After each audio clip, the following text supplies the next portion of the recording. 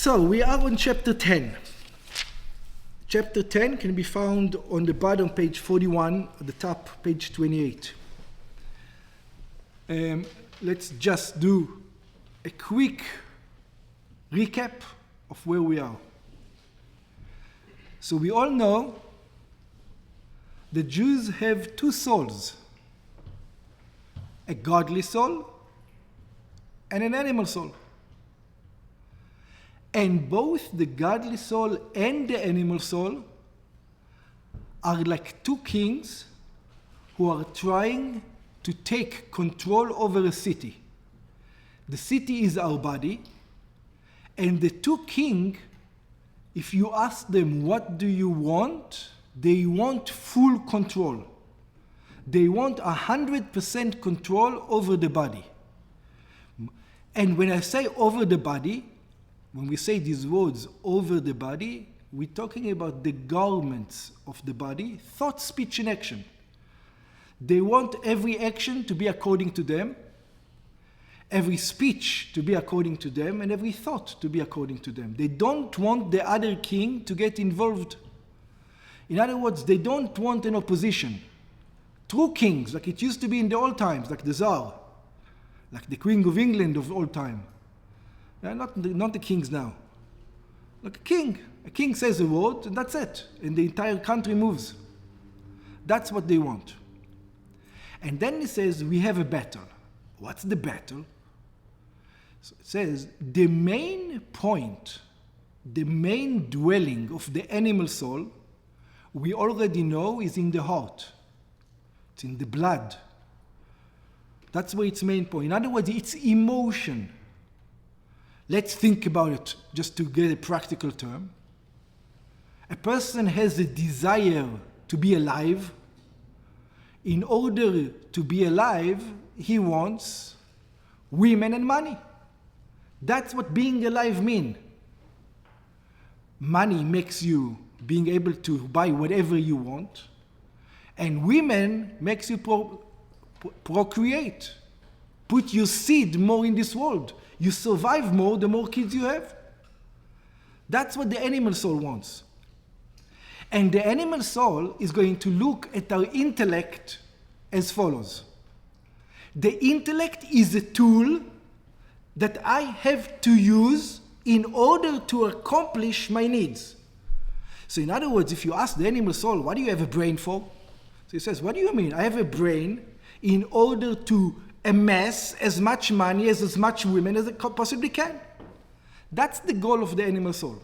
That's what it wants. What about the godly soul? So we say the godly soul dwells mainly in the brain, in the intellect. It doesn't care what you want. It thinks about what God wants. That's what it thinks about. Not what you want. It doesn't have any care for your needs. It only cares about to fulfill God's need. That's the only thing he cares about. And he wants the emotion of the heart to like what he understands. He's not happy if he just tells the emotion, you be quiet, I'll tell you what to do. No, he says to the emotion, I want you to love doing what I understand. Yeah? That's the constant battle between the godly soul and the animal soul. Today, and the next chapter, chapter 10 and chapter 11, pretty much, we are going to be talking about a tzaddik. What does it mean, a tzaddik? Somebody who takes the godly soul and he does with it whatever he needs to do. He takes the intellect, he takes the emotion, and he succeeds in doing whatever a Jew is supposed to do. Remember, this book is a book of a Beinani, which means the next two chapters is not even for us.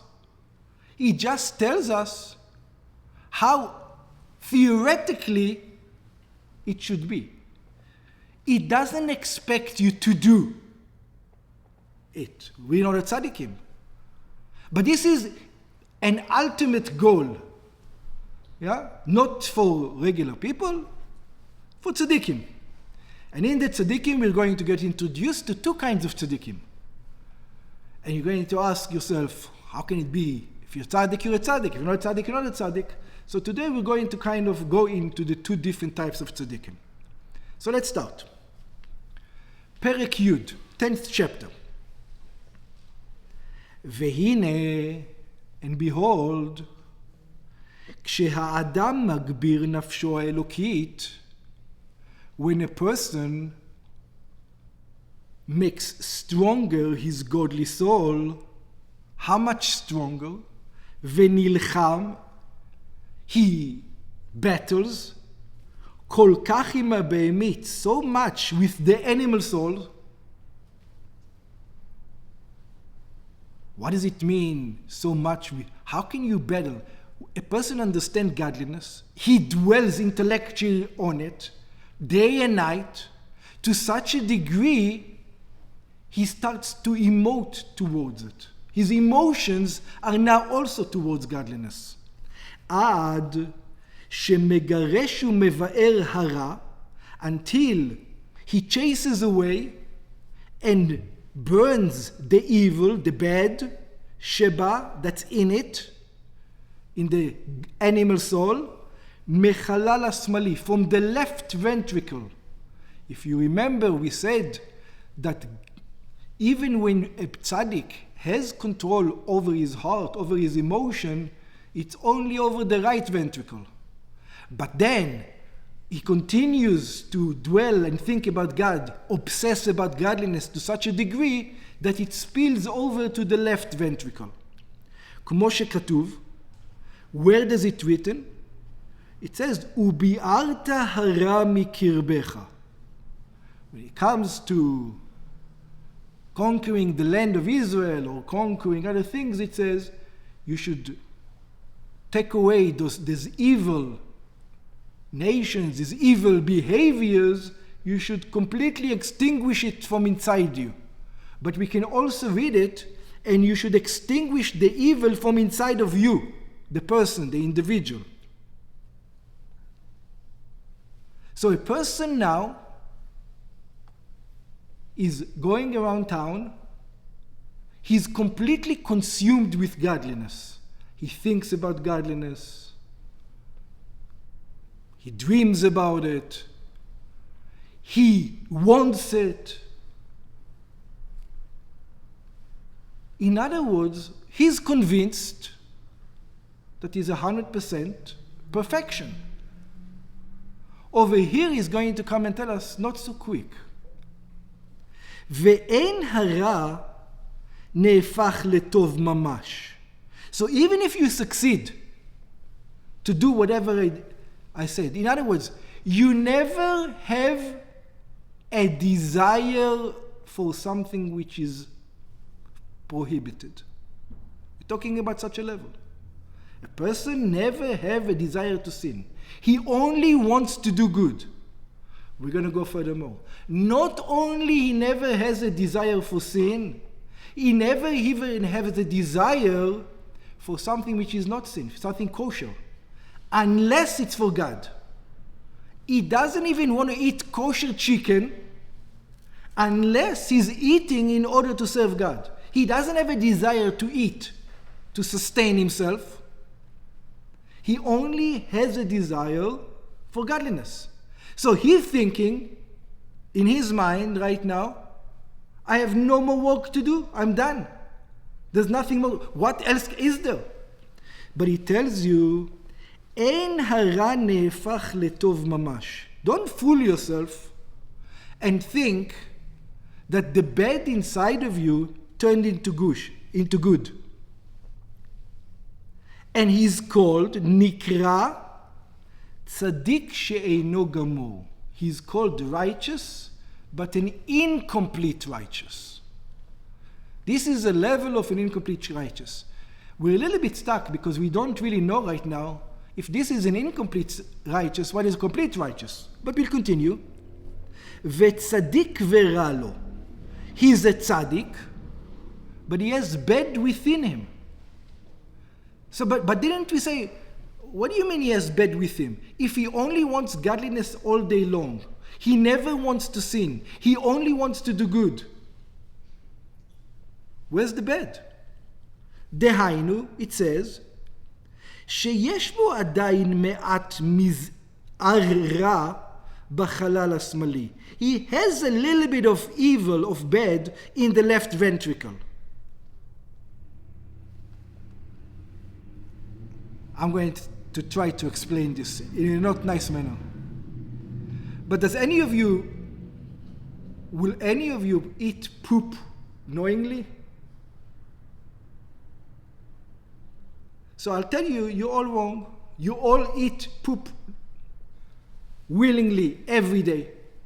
Did you ever eat tuna? Did you ever eat anything which is processed in a factory? Yeah? It has poop, rat poop in it. To the extent that the FDA has ruled how much parts in a billion is acceptable in a tuna can. Because on the ships where they do tunas, they've got hundreds and maybe thousands of rats. If you've ever been to any factory or any restaurants, you'll know that there's poop everywhere. There's rats everywhere. And they poop all over the place. So the question is, but in our mind, we don't eat poop. We eat tuna. This is tuna. But it is acceptable for us a little bit of poop in it. We still call it tuna. The same thing with this tzaddik. It's not like there's no poop in him. There's no evil in him. There's no bad. There's no animal soul in him. Of course there's an animal soul in him. But it's so negligible. It's so small that we consider it as if it's not there. That's the analogy. Yeah? If you ask, what is this? You don't say it's tuna plus poop. You say this is just tuna. Right? But in truth, it's tuna and a little bit of poop. It's an acceptable amount of poop. So the same thing with a tzaddik. You ask him, what are you? He says, I'm a tzaddik. I've got an acceptable amount of poop in me. Yeah? It's an acceptable amount. Ella, so if he has got an acceptable amount, he says it is such a small amount that it's negligible, the word is. It doesn't even matter. It's not part of the system anymore. Ella, שכפוף ובטל לטוב. This negligible amount is completely subservient to the good. Why? מחמת מיעוטו. Because it's one part in 1,000, one part in 1,000,000,000, one part in 1,000,000, whatever the FDA says. ולכן נדמה לו, so therefore this person is walking around town, and he's convinced that he's a tzaddik. He's convinced that he doesn't have any animal soul. In other words, the desires of the animal soul don't affect him anymore. He thinks it's not there at all. ולכן נדמה לו, and this is why it looks to him, כי ויגרשהו וילך לו, that he chased it away and it's gone. כולו לגמרי, all of it, completely. אבל באמת, but in truth, אילו חלף והלך לו לגמרי, if it would be completely gone, כל הרע שבו היה נהפך לטוב ממש. All the bad in him would have turned to good. And as we're going to see soon, it didn't turn into good yet. And that's why he's incomplete tzaddik. And the question is going to be, it's not a question for us, it's just a theoretical question, because we're not tzaddikim, but a theoretical question, if you're a tzaddik, how do you know which tzaddik you are?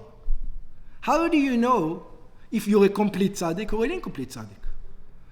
The feelings when you go around the town is exactly the same. You never desire evil. You never desire even something kosher unless it's for God. Imagine such a person. Not once in his life. He never had such a desire. So he's not going to explain. וביאור העניין, and the explanation of this is, כהנה, because behold, צדיק גמור, a complete צדיק, שנהפך הרע שלו לטוב, that the animal soul turned to good. The animal soul wants good. ולכן נקרא צדיק וטוב לו. And that's why he's called righteous and good to him, because he's got no even minute amount of animal soul in him, of desire, of worldly desires in him. הוא על ידי is how הסרת הבגדים הצועים לגמרי. He doesn't have any bad garments at all. מהרה, from evil. דהיינו, which means למאוס מאוד. How would you know if you're a complete tzaddik or an incomplete tzaddik? You are completely disgusted בתענוגי עולם הזה, with the pleasures of this world. Let's explain what it means. There's a kosher chicken right here. The idea of eating the kosher chicken for his own enjoyment makes him puke. That's a complete tzaddik. Just the idea of eating a kosher chicken because I'm hungry or because it tastes good, just the idea is so disgusting to him, it makes him puke. And you ask me, what about the incomplete tzaddik? So let's examine this. What's the difference between a complete and an incomplete? See, an incomplete tzaddik, let's give an analogy. If you ask an incomplete tzaddik, eating a kosher chicken for your own enjoyment, he will also say disgusting. Because it takes him away from God, not because the thing is disgusting. And I'll explain what I'm talking. What's the difference? What is the difference? Imagine you have a piece of chicken. The chicken is desirable, but I put on top of the chicken, I put poison. You just saw me put it. You do not want to eat the chicken. Right? Why? Because the chicken itself is poisoned. But if I ask you, the chicken itself is desirable, what would you say? The chicken is desirable, but I'm disgusted with it. Or let's take our example with the poop. I'll take a kosher chicken and I'll put a little bit of poop on it. Is it desirable now? So the incomplete tzaddik will tell you, of course it's not desirable, there's a poop on it. I don't want it. But you ask him, no, we're not talking about the poop that's on the chicken. What about the chicken itself? He says, see, for the incomplete tzaddik has some desire to the chicken itself. The reason why he's disgusted by it, because the chicken has to happen to have a little bit of poop on it. It's against God. God doesn't want him to have a desire in physical pleasures. That's why he's disgusted by it. Not because the chicken is really disgusting. The complete tzaddik, on the other hand, the chicken itself, if you eat it for your carnal pleasures, is poop. That's the difference in their attitude. It's a very big difference between the two. There are two different levels, as you can see. In other words, the complete tzaddik, mo'es, is disgusted me'od, a lot, בתענוגי עולם הזה. And again, remember, this is a theoretical chapter. It's got nothing to do with us. We're a Beinoni, which we're going to be chapter 12. Or the book is for a Beinoni. We don't know what a Beinoni is yet. Yeah? Which is going to be chapter 12. There's a reason why we're learning it. Because without understanding what a tzaddik is, you never understand what a Beinoni is. Yeah? But remember, it doesn't apply to people like us. להתענג בם בתענוגות בני אדם, to enjoy this in the pleasures of human beings. We are on page 43. למלאות תאוות הגוף בלבד, to fulfill the desires of the body by itself. ולא לעבודת השם, and not to the service of God. מפני היותם נמשכים ונשפעים. Why is he so disgusted by it? He's so disgusted by it. It is like a mother. Think about it like this. Those people who are kidnapped in Gaza right now. Right?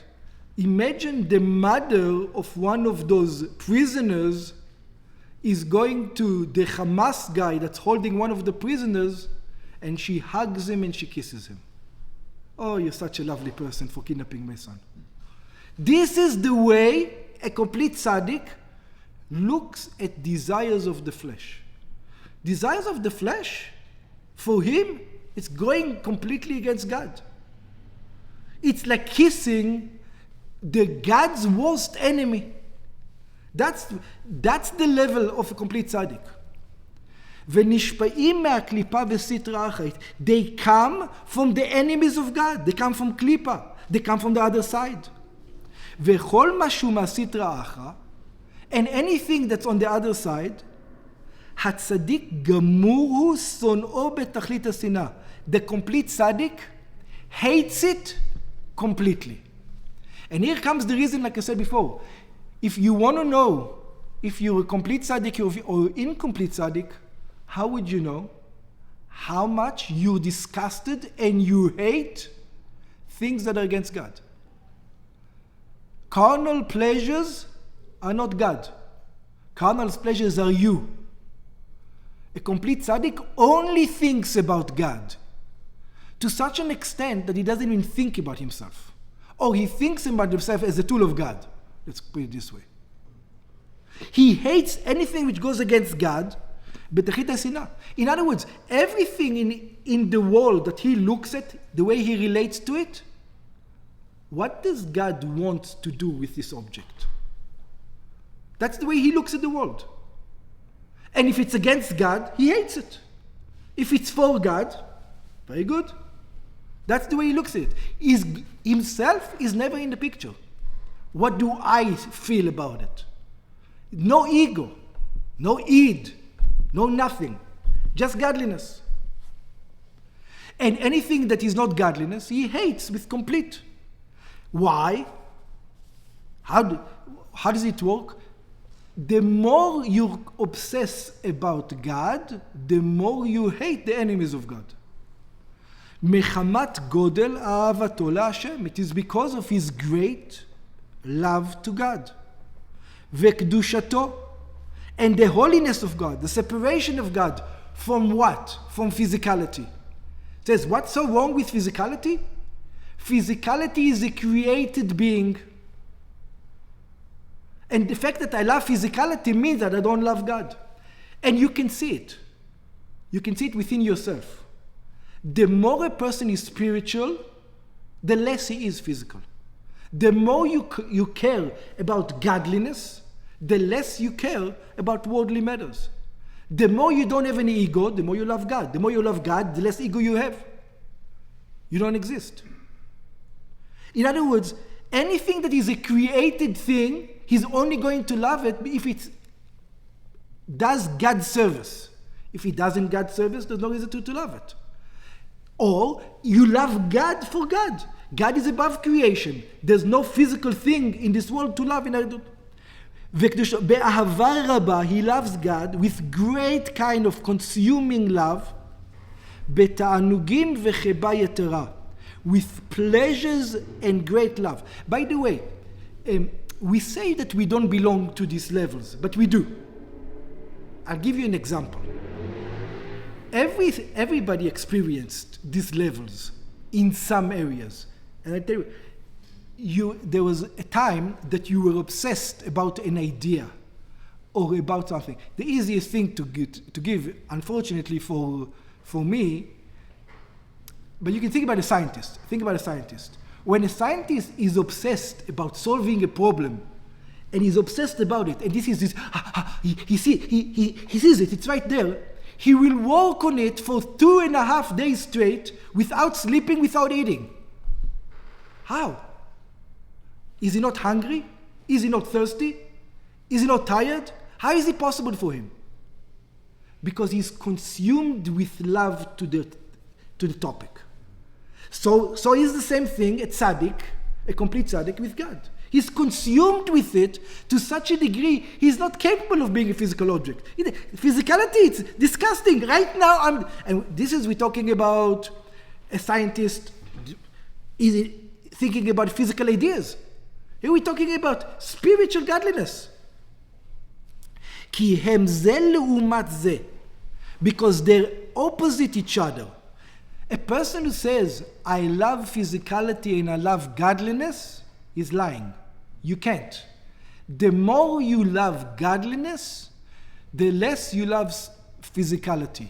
The more you love physicality, the less you love godliness. It's a zero-sum game. Exactly. If you love God 60, you love physicality 40. If you love God 10, you love physicality 90. So is it fair to say that tzaddik gamur would have the healthiest food that is totally tasteless? Because once it's tasty, you say, oh, I'm enjoying the taste, the smell, the this. Good question. So I'll answer. He doesn't look for not having taste. He doesn't care if it has taste. He's not eating it for the taste. So you wouldn't even know, the tzaddik gamur wouldn't even understand your question. Because the taste doesn't play a part at all. Yeah? He will eat tasty or not tasty. It doesn't matter for him. Yeah?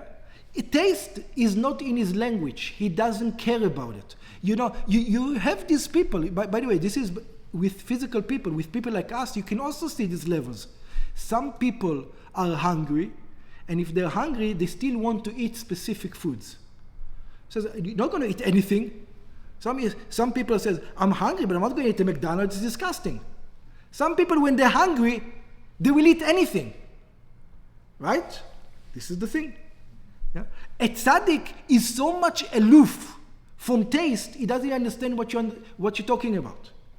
Taste is not in his world. It's like asking when Einstein, or when think about a scientist is deep into concentration and he feels he doesn't have any strength anymore to think and he needs some energy, does he care if he eats chocolate or he eats a hamburger? Something. He doesn't care. He eats it in order to have the energy. It's got nothing to do with the taste. But you're right, he's never going to look for taste on that aspect. You Yeah. look for nutritional value. Yeah. Because that gets you to be That's right. healthier. That's right. לעומת זה כדכתיב, like it's written, King David, after he became a complete tzaddik, At the age of 70. whatever the age, yeah, when he became a complete tzaddik, whenever it happened, he came to God and he told God, very interesting. By the way, King David was a complete tzaddik. Okay, we're not going to discuss, but who was, who wasn't right now. Okay. תכלית שנאה שנאתיים לאויבים היו לי. He tells God, look how much I hate the enemies. King David tells God, חקרני ודע לבבי. It says, look into my heart, examine me and look into my heart. In other words, King David tells God, do you want to know how much I love you? The way to know how much I love you is to see how much I hate your enemies, God. That's how you will know how much I love you. In other words, am I disgusted by your enemies? Now, I don't want people to make a mistake. A lot of people make a mistake over here. A lot of people make a mistake that thinks that when King David looks at us, at me, for example, and see me, he hates me, or he hates my action. No, he hates his, not mine. In other words, King David doesn't go around and judges everybody, you're not doing good, you're not doing good. He hates it within himself, not within somebody else. He's not one of those Magidim, These rabbis who walk around town and tell everybody you're going to die because you sin. He doesn't even think this way. It's not even in his vocabulary. He hates evil. He hates evil. He hates anti-godliness, let's call it. You said something very important, very quickly. What you said, that over time, you can start somewhere, and then you get elevated on the tzaddikut, like Yosef HaTzaddik. He was not a good guy when he was a teenager.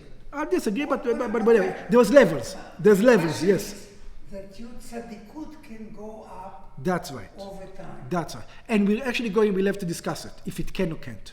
It's going to be discussed in the next 3 chapters, and how it is going to go up. Yeah. But you are right. Over here, we see by King David that King David went through a transformation. There was a transformation within King David. What he was before and what he was after. וכפי ערך גודל האהבה להשם, and according to the amount of love to God, כך ערך גודל השנאה לסטרא אחת. That's how much a person, a tzaddik gamur, is going to hate things that are against God. Or let's say a difference. Things that are physical, that are not for God. Because there are some things that are physical that are for God, that is going to love. A mitzvah, a commandment. Yeah? Matzah on Pesach. Kiddush on wine. Eating meat on a holiday. That he is going to love. והמיאוס ברע בתכלית. And is going to be disgusted with evil completely. כי המיאוס הוא הפך האהבה ממש כמו השנאה. Because disgust is the opposite of love, just like hate. Some say it's even more than hate. You're disgusted by the thing completely. Can't even fathom. Tell you a story about someone. Okay, I won't tell you a story right now.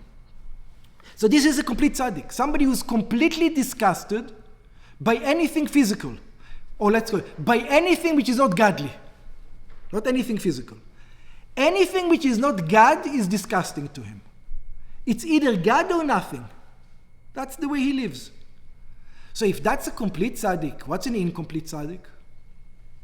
וצדיק שאינו גמור. And an incomplete tzaddik הוא שאינו שונא הסטרא אחרא בתכלית השנאה. He doesn't hate the thing that is not godly completely. You remember the analogy we gave before with the poop on the chicken? He doesn't hate the chicken. He hates the poop, but not the chicken. The chicken is desirable to him. But what happens, God said, or God made the chicken have poop on it. So that's why it's not desirable. Not because the chicken itself is not desirable. The chicken takes him away from God. But you ask him, is the chicken good? The chicken is good. It's the poop on it, it's not good. He doesn't. But by the way, think about it. In everyday life, it will never manifest. Not in everyday, it will never manifest. Because the disgust is disgust, but it's not a complete disgust. See, the tzaddik looks at the chicken as the poop. Is disgusted by it. The tzaddik she'eino gamur, he has some attraction to the chicken without the poop. There is some kind of attraction to it. Not a lot, but there is something. ולכן אינו מואס גם, because he have a little bit of bad in him, he's not a complete tzaddik, אינו מואס גם כן ברע בתכלית. He's not disgusted in the bad completely. וכל שאין, and now comes the thing. You remember we said it's a zero-sum game? If he doesn't hate it completely, it means he doesn't love God completely. Which means he's not completely obsessed by God. Because he's not completely obsessed by God, he can have a physical desire. It's either you are 100% completely bonkers on God, and if you're not 100% completely bonkers on God, you're not a complete tzaddik. You're an incomplete tzaddik. Even though his entire life, he's only thinking about godliness. He never wants to sin. He never wants to eat the chicken. It has poop on it. Of course he doesn't want to eat it. But it doesn't matter. He has evil in him. He's an incomplete tzaddik. וכל שאין השנאה והמיאוס בתכלית, and as long as the hate and the disgust is not complete, אם כן נשאר איזה שמץ אהבה ותענוג. He has some kind of attraction, some kind of enjoyment in things that are not godly, in things that are physical. ולא הוסרו הבגדים מצויים לגמרי. And the dirty garments from his being are not completely gone. מכל וכל. ולכן לא נהפך לטוב ממש. And therefore he did not turn to completely being good. מאחר שיש לו איזו אחיזה עדיין בבגדים מצויים. Since he has some kind of attraction to physicality, to anti-godliness, to something which is not godly. But, so if he has an attraction, how come it never moves him, it never talks to him, it never really pushes it? אלא שהוא בטל במיעוטו. It's just like we with the tuna. What is it? It's tuna. What is he? He's a tzaddik. He has a little bit of things, but he has the characteristics of tuna. And it is so small within him, כלא חשיב. It is as if it's completely negligible. We're going to look, he looks at him, at this evil in him, like it's not even there. It doesn't exist. 1 in a billion, it's nothing. It will never manifest. It will never talk to him. It will never have any influence over his life. So how does he know if he doesn't have a moment of slippage? If you have a moment of slippage, you say, I'm tzaddik. But Next chapter, we're going to go through the levels of sin. You'll see it then. This guy not only never sins, he never wants to sin, and he will never want to sin. He only wants to do good.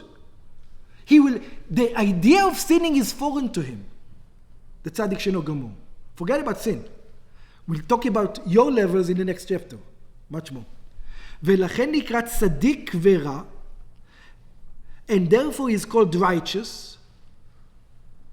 But what kind of righteous he is? רע וכפוף ובטל לו. And he has evil in him. רע is tzaddik ורע לו, and bad in him. But the bad is completely subjugated to the good. I'm going to, since you asked this question before, it bothers me all the time, so I'll tell you another answer. There's two kinds of tzaddikim, complete tzaddikim. You remember in Perek Aleph we had a question. Eov came to God, and Eov said to God, God, I don't understand you. He said to God, Barata reshaim, barata tzadikim. You created evil people, you created righteous people. And immediately the Gemara asked the question, Vehatzadik verasha lo kamar.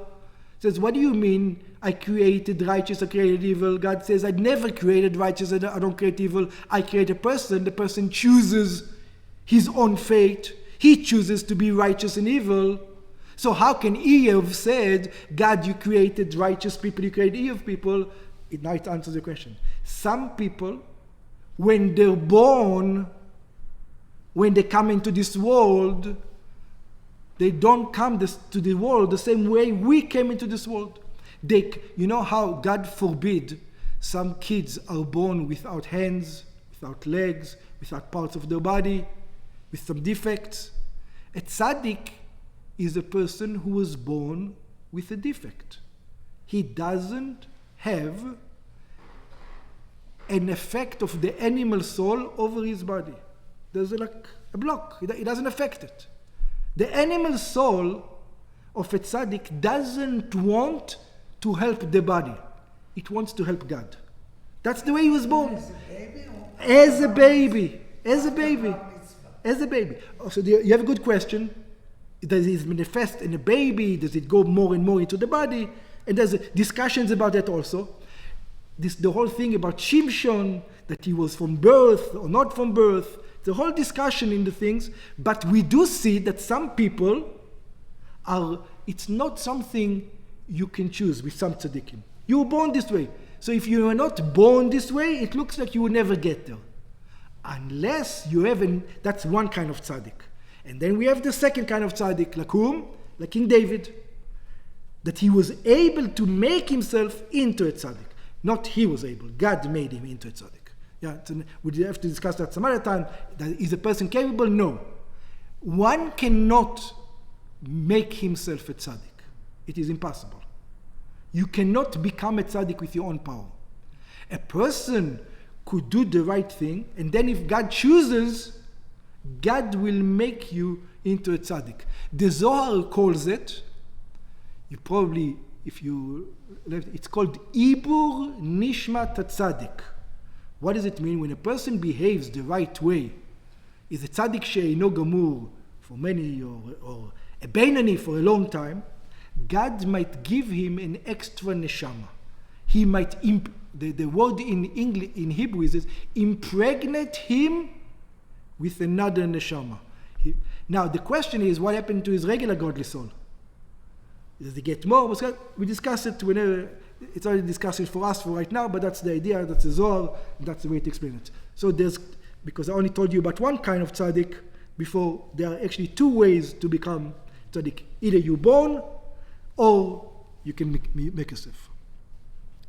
It's a good place to stop over here, because the next part we're going to be in the middle, we're not going to finish it. I will take some questions. So what you're saying is the free will can get you not to do averot and do mitzvot. But the thoughts, a tzaddik doesn't have an even thought. Very good. So, very good. It's got nothing to do with you. You can control it. We cannot control our emotions. What are you going to tell yourself? I don't like women. Tell yourself, I don't like women. It will never. A tzaddik doesn't like women. By the way, when I say a tzaddik doesn't like women, a tzaddik doesn't like women who's his wife. He doesn't like her. What do you mean doesn't like? Unless it's for a godly purpose. God has a commandment on me, the tzaddik says, to what? To please my wife. So therefore, every time my wife makes herself beautiful for me, I have a commandment from God to please her. But for me, for a tzaddik to think about, I'll approach her to have a relationship, that's foreign to him. He has a commandment from God to please his wife. That's all it is. Or he has a commandment to be fruitful and multiply. So that's also a commandment. So he will have the desire. But otherwise, just for physical pleasures, he would never. By the way, it's a debate that we're not going to discuss it right now, but just that you know, it's very problematic what I'm saying. Because it comes out that physiologically, how does the tzaddik even is able to have relationships if it's only for God? In order to have a relationship, you need to have a physical desire. So the question is, how can he even consummate his marriage? It's seemingly physically not able to, but it's not going to be our discussion right now. We're not tzaddikim. Just that you know that there actually is discussions about it. How can they? Physically, they're not supposed to be able to. Well, Abraham at some point stopped pleasing his wife. Till the angels, and she laughed. She said, I don't have the equipment, which means if the man can do it, he's wasting sperm. Mm-hmm. So he should have a younger wife, actually. If you go with that logical proof. Yeah, but you know that obviously we don't do it, and there's a good reason why. Yeah, we discussed. Yeah. Any other questions? No? Everything is good. Everything is understood. Good. So we pretty much kind of have an overall understanding in this chapter about the two tzaddikim. And again, like I told you before, these two tzaddikim, the reason why we're learning about them, it's not because the Alter Rebbe in the Tanya expects us ever to reach these levels. We're not expected ever to reach the level of a tzaddik. It's important to know, number one, because in some aspects we're supposed to emulate them. We see later on which ones. And in order to understand what we are supposed to be, we need to understand the higher level. And then we need to understand also the lower level. And then we understand what a Beinoni is, which is going to be in chapter 12. Up to here.